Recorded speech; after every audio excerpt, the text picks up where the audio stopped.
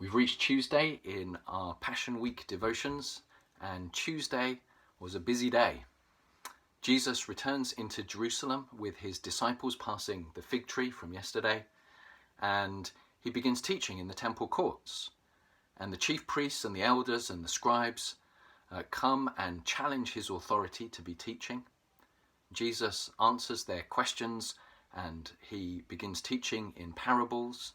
And then they try and trap him, asking him questions like, is it lawful to pay taxes to Caesar? And Jesus answers all of those questions. And then he asks them a question. The Messiah, is he David's son? Then how can he be David's Lord?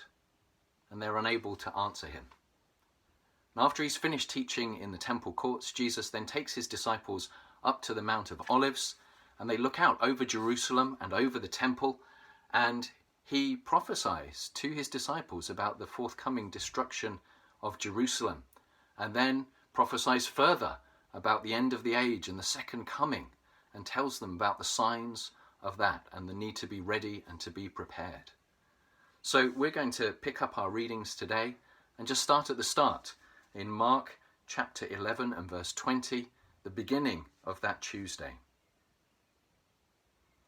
As they passed by in the morning, they saw the fig tree withered away to its roots.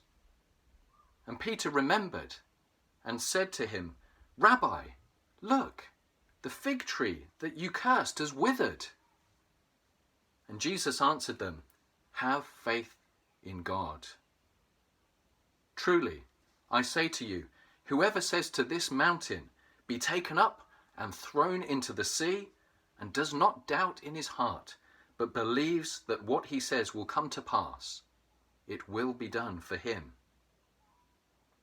Therefore, I tell you, whatever you ask in prayer, believe that you have received it, and it will be yours.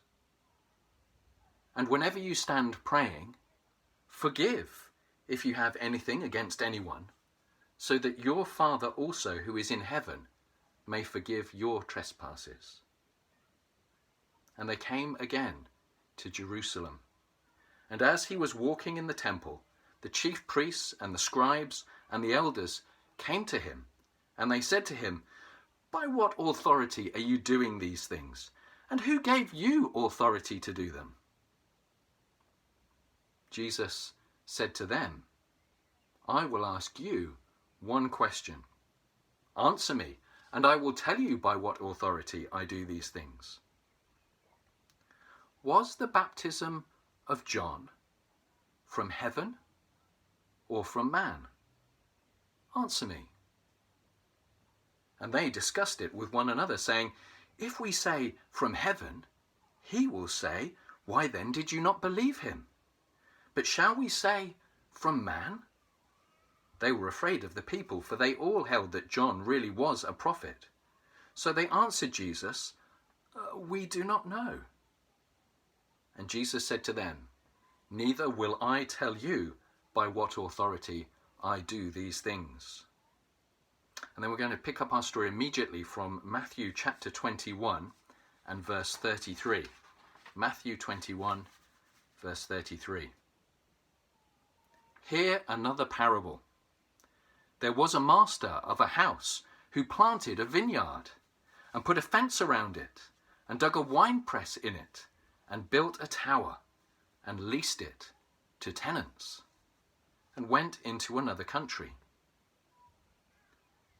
When the season for fruit drew near, he sent his servants to the tenants to get his fruit. And the tenants took his servants and beat one, killed another, and stoned another. Again, he sent other servants, more than the first, and they did the same thing to them. Finally, he sent his son, saying, they will respect my son. But when the tenants saw the son, they said to themselves, this is the heir.